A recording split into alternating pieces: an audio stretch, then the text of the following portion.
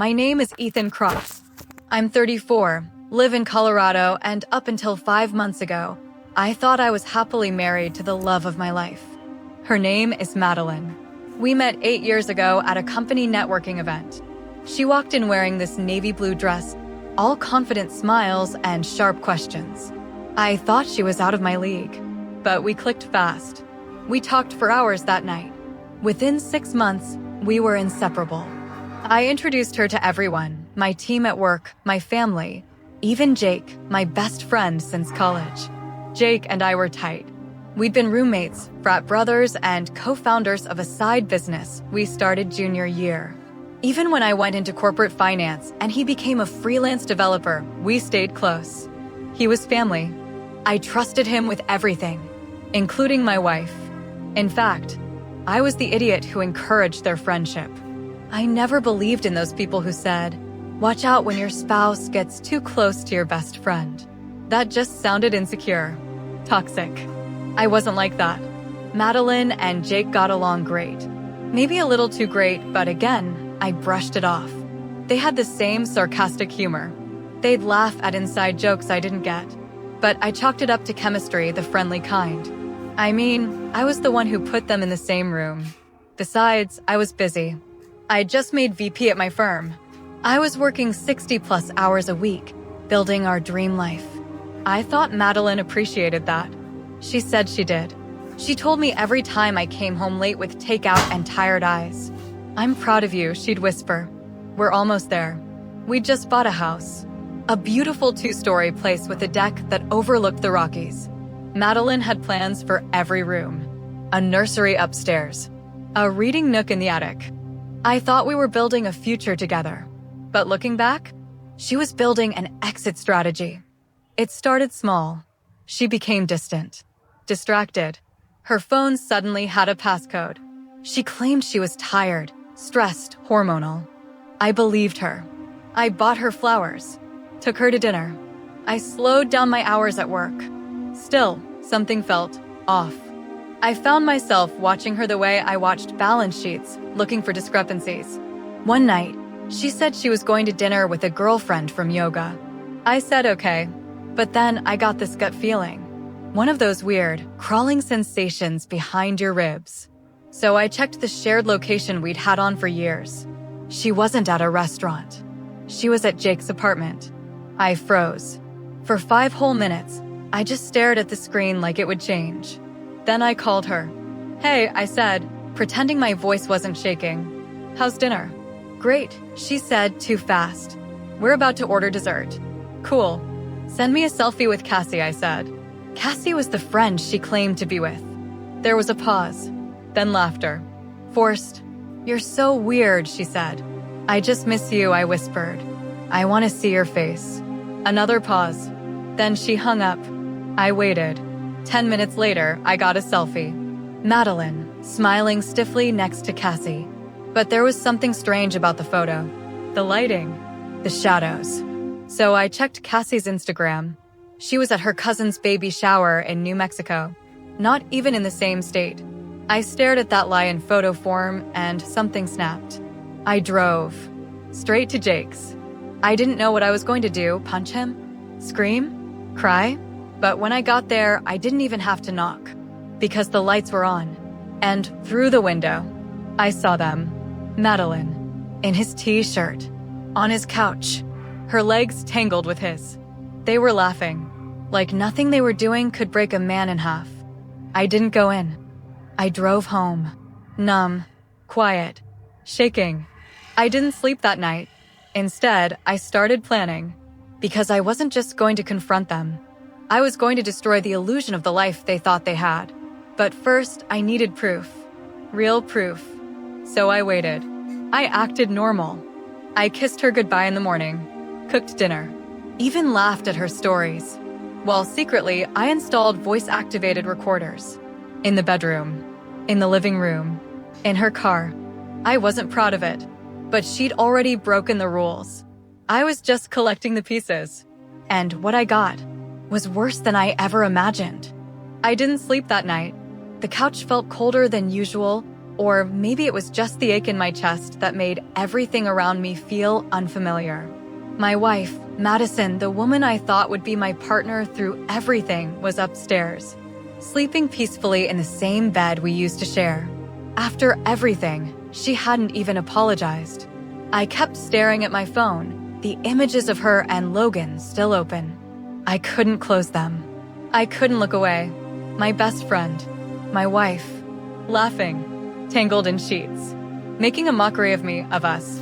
By 6 a.m., I got up, went to the gym, and tried to punish the pain out of my body. But it didn't work.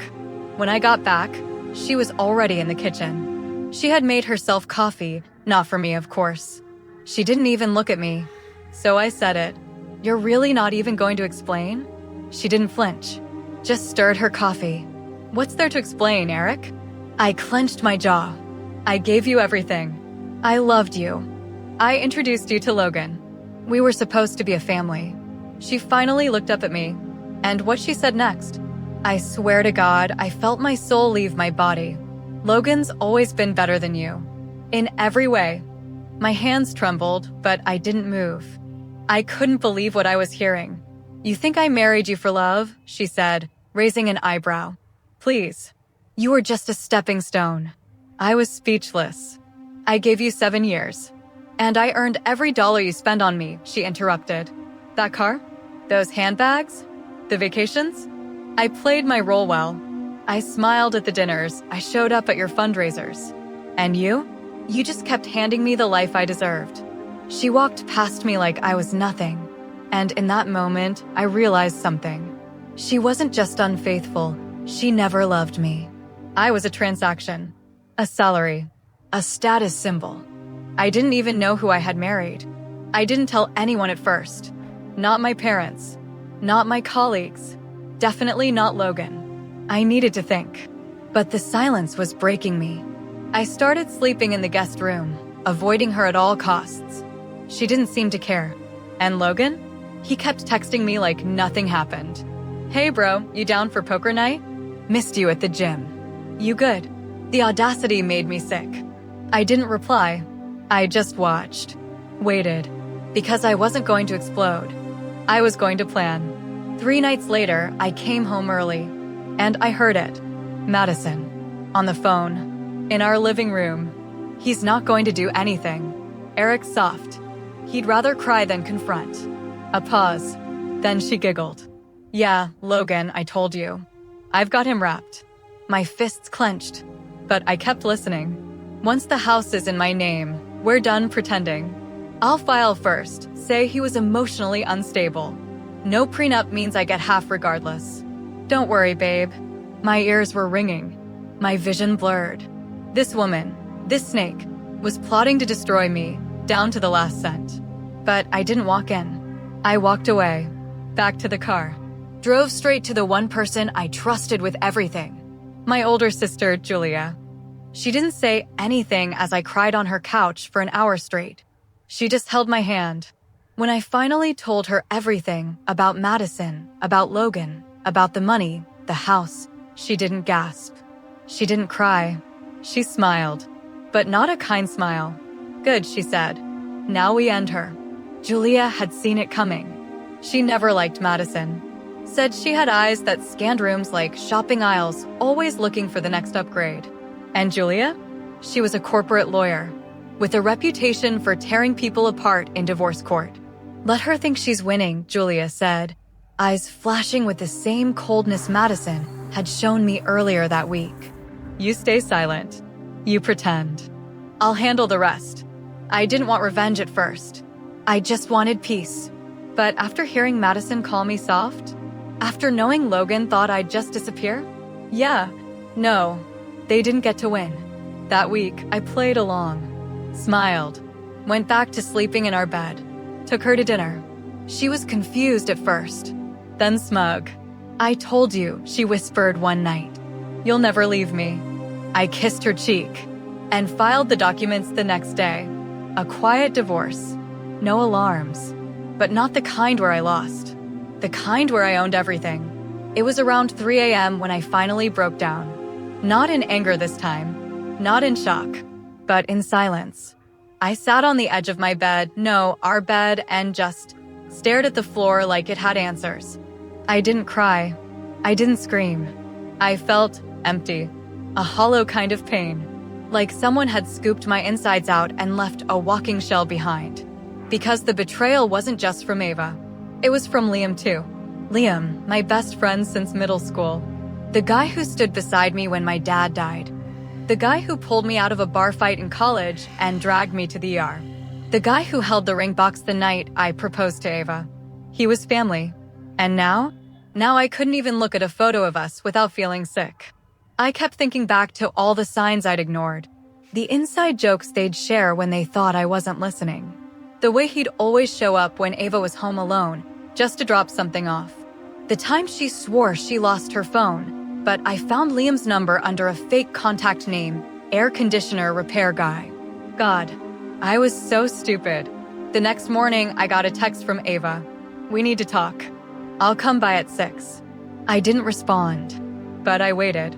At 6:02, she walked in like she still lived there. No guilt on her face. Just that same blank confidence, like she'd rehearsed what to say. She sat down across from me, crossed her legs, and said, "I'm sorry you had to find out this way." I blinked. That was it? Not, "I'm sorry I ruined your life." Not, "I'm sorry I destroyed your trust." Just, "This way." I said nothing. She went on. "Liam and I, it just happened. But I need you to understand something. I never meant to hurt you." I let out a short, bitter laugh. "You never meant to hurt me?" She shrugged, eyes glossy but no tears. "I was young when we got married. You had everything, money, stability. I thought I loved you. I really did for a while. But Liam, he's different." I felt something inside me harden. "So what were these 10 years, Ava?" "Just a paycheck." She looked away. "I'm not proud of what I did.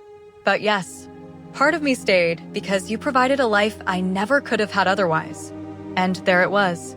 The truth. Cold. Brutal. Delivered like a business transaction.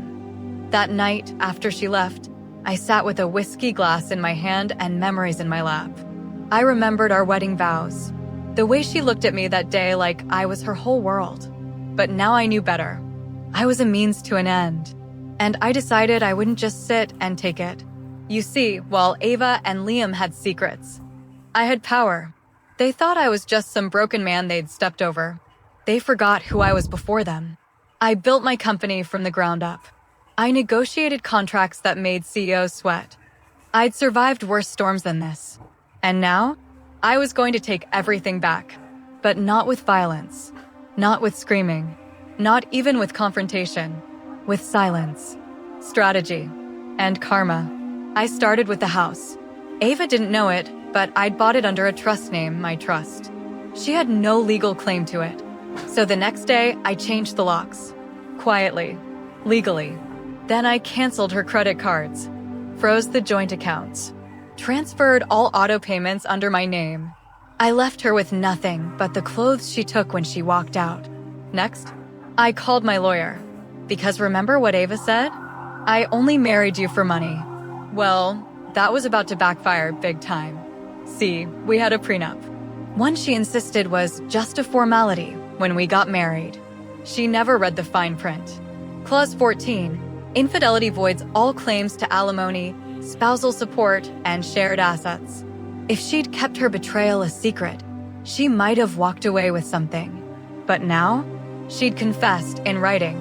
That text she sent? I forwarded it to my attorney within minutes. And Liam? He was about to face his own reckoning. Because you see, I had a business deal in progress. One that involved a merger with a company Liam had been trying to court for years. Ava didn't know this, but I did. And once I had the leverage, I'd make sure Liam's name was erased from every contract, every deal, every handshake that mattered. Slowly, quietly, completely. I wasn't just going to watch them fall. I was going to make sure they never saw it coming. But just when I thought I had control again, an unexpected message showed up on my phone. From Ava's sister. "Hey, you don't know the half of it. Can we talk?" My blood ran cold. There was more, and I wasn't ready for what I'd find next. The weeks after my lawyer filed for divorce were a blur of meetings, calls, and moments where I had to remind myself to breathe. I moved into a furnished rental close to my office. It was cold, not just physically, but emotionally. No framed pictures, no scent of fresh coffee in the morning, no familiar chaos. Just silence. And in that silence, I had time to really feel it. The betrayal. The humiliation. The fact that the two people I trusted most had turned me into a fool. I didn't even have the energy to hate them anymore. But that didn't mean I was done. One day, I got a call from Eli, my best man from the wedding. The real best friend, one who'd been living abroad the last few years. Man, I just heard from my sister what happened. I'm flying in. You need me. When he arrived, he brought pizza, bourbon, and exactly the kind of noble honesty I needed. After a long silence between bites, he said, "You know, even in college, Savannah always treated you like an investment." I looked at him. "You were too blind to see it," he added. "We all thought you were a phase for her. A rebound with benefits. But then she married you, and we assumed maybe we were wrong." That hit hard. But the worst part? It made sense. She always liked expensive things. She used to talk about climbing the ladder. She once told me I was safe, and I'd taken it as a compliment.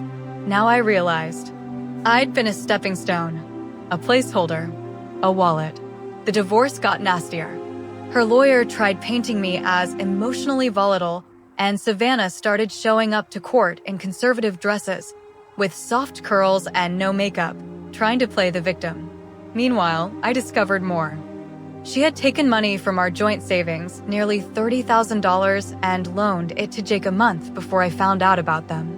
There were receipts, transfers, messages between them planning how to liquidate some assets quietly. I gave everything to my lawyer. Still, the court played it slow. She was trying to delay the process, hoping I'd either give in or mess up. I didn't. I got quieter, more calculating. I wasn't going to just walk away anymore. Then came the night I truly snapped. I was out at a bar with Eli and a couple of old college friends, trying to pretend like I could have a normal night again. And that's when I saw her, Savannah, in a booth near the back, wearing a skin-tight red dress, laughing like nothing had happened. With Jake, his arm was around her waist like he owned her. They looked smug. It took everything in me not to walk over. But I stayed. I watched. Because something was off. Jake looked jittery, checking his phone constantly. And Savannah? She was showing him something on her screen. I saw him go pale, then angry. Then he stormed out. She followed. I don't know what came over me, but I got up and followed them out the side door into the alley. She was shouting at him. "I told you not to use the company card." I didn't. It was just the deposit. "You idiot, it's traceable." If he finds out. If? Savannah, he's already found out. We're screwed. I stepped out of the shadows. They both froze. Savannah's face turned to ice. Jake looked like he might puke. "Traceable," I said calmly. "Yeah, that's the word I used when I sent everything to the IRS. Jake stammered. "W what?" "I own the company. Remember? You think I didn't see the fake invoices? The personal charges to the business card? The little bonuses you gave yourself?" Savannah blinked. "I let you two walk around thinking you'd won," I continued, while I built the case. Jake lunged at me, but I stepped back. Security from the bar heard the noise and rushed out. One of them held him back.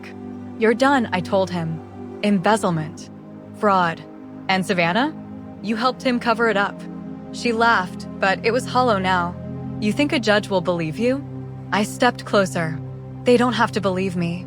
Just the paper trail." I left them there, screaming at each other, unraveling. 2 weeks later, I had them both served again. Jake got fired. Charges pending. Savannah? Well, she suddenly wanted to settle. Quietly. She gave up her claim to the house, took a smaller alimony, and tried to paint herself as the injured party. But her eyes told the truth. She knew. She'd underestimated me. And I wasn't done yet. I stared at Jordan, the man I once called my best friend, as he stood beside the woman who'd sworn to love me. He looked uncomfortable, like he hadn't expected to be exposed that way. Amanda didn't even flinch. She just shrugged and said, "It's not like we didn't want you to find out eventually. You always knew you were second best." I asked her quietly, second best to who, Amanda? And then she smiled, coldly. To Jordan, obviously. He's the man I actually wanted. But you? You had money, stability. I needed that. My knees felt weak. My ears rang. She went on like she was discussing the weather. You were safe. You played your role, paid the bills, looked good on paper. But I never stopped loving him. I turned to Jordan. He finally spoke. "Man, I didn't mean for it to go down like this. But we fell in love. You two were already falling apart." "That's a lie," I snapped. "We were fine until you started showing up uninvited. Until she started texting someone in the bathroom. Until I choked on the rest." Amanda rolled her eyes. "Grow up. You knew something was off. You just didn't want to admit it." I stood in the wreckage of my life, my heart in pieces, and all she could do was act like it was some petty misunderstanding. But that night, something shifted inside me. No more pain, no more confusion, just focus. I went back home, alone. I didn't cry. I didn't drink. Instead, I opened my safe, pulled out a document I'd been working on months ago, something I never thought I'd use. My lawyer had called it a protection plan, because part of me had always known something wasn't right. Amanda never loved me, not truly. And my instincts? They'd been screaming for a long time. The next morning, I called my lawyer. "Todd," I said, "initiate the postnup clause." "Are you sure?" he asked. "Once it's triggered, everything moves fast." "I'm sure," I said. "Let's begin." That week was a blur of paperwork, silence, and quiet planning. Amanda didn't know anything yet. She thought I'd left her out of shame, maybe even guilt. She was posting pictures with Jordan online, tagging herself at restaurants I had introduced her to. She even made a TikTok with the caption, "Leveling up. Don't stay where your not worshipped nail polish sparkles." The comments were full of people hyping her up. "She's glowing. Leave that broke man behind, queen." What they didn't know was that I'd quietly revoked all her access to the accounts I owned. The house was in my name. The car? Leased under my business. The credit card she was flaunting? Canceled. The business she pretended to help me run? She was never on the legal paperwork. She thought she played me, but I had written the rules of this game. A week later, I asked her to meet. She walked in wearing a brand new outfit, probably paid for by Jordan's already maxed out card. She looked smug. "So," she said, sitting across from me at the same cafe where I'd proposed 3 years earlier. "You finally came to beg for closure?" I slid a folder across the table. She opened it and frowned. "What is this?" "It's the exit package," I said calmly.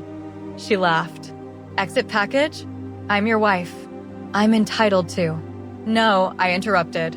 "You're entitled to what we agreed to in the postnup you signed when we bought the house. Remember that?" Her face changed. She did remember. She flipped through the pages, her hands trembling. "This says I get nothing." "Correct," I said. "You cheated. You violated the clause. That voids any financial claim." But I didn't think," she stammered.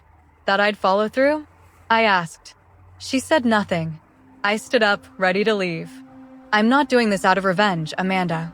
I'm doing it because I finally respect myself enough to walk away from someone who never valued me." As I turned to leave, she grabbed my wrist. "Wait, what am I supposed to do now?" I looked her in the eye and said, "Be with the man you actually wanted. Good luck."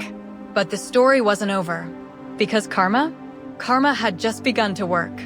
I walked into the courtroom that morning with my lawyer beside me and calm in my chest. There was no yelling, no threats, no begging, just silence.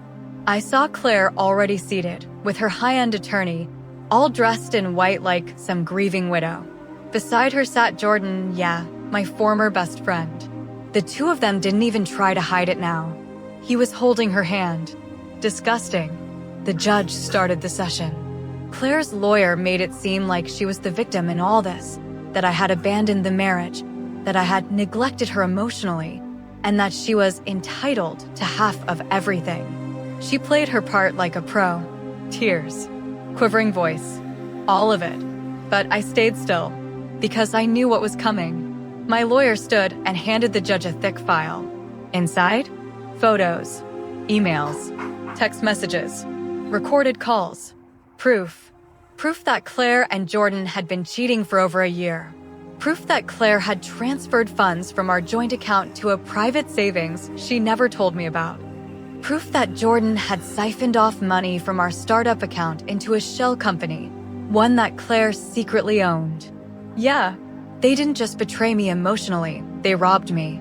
The courtroom went dead silent. Claire's face drained of color. Jordan's joy actually dropped. But I wasn't done. My lawyer then handed over a notarized agreement Claire had signed 5 years ago, when we first got married. A prenup. She'd forgotten all about it. It clearly stated that any infidelity or financial misconduct would forfeit all claims to marital assets. Claire had signed it in a rush before our wedding, so eager to marry into what she thought was wealth and status that she didn't even read it properly. Now it was her noose. The judge looked at her lawyer. "You were aware of this agreement?" Her lawyer looked shaken. I didn't know about this document, Your Honor." The judge sighed. Then he read the clause out loud for the room to hear. Claire wasn't entitled to anything. No house, no car, no savings, nothing. She started crying real, panicked tears this time. Jordan tried to whisper something in her ear, but she snatched her hand away from him. Just like that. Like he was the problem now.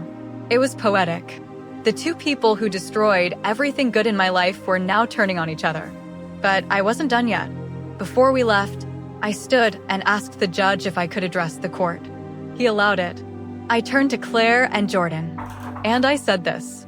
I spent years loving people who only loved what I could give them, and I blamed myself when they turned cold. I thought maybe I wasn't enough. But the truth is, I was too much for people who were never honest from the start. You didn't break me. You freed me. And I hope one day you both realize what you lost, not because I want you to hurt, but because you should have been better. Claire sobbed. Jordan just stared, blinking like he still didn't get it. I walked out, and this time, no one followed me. 6 months later, my life? Peaceful. I sold the business Jordan tried to steal and launched a new one, this time with a team I actually trust. I bought a modest home outside the city. Nothing flashy, just mine.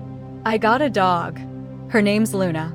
She sleeps beside me on the couch when I work late, and she doesn't lie, cheat, or steal. I started therapy too.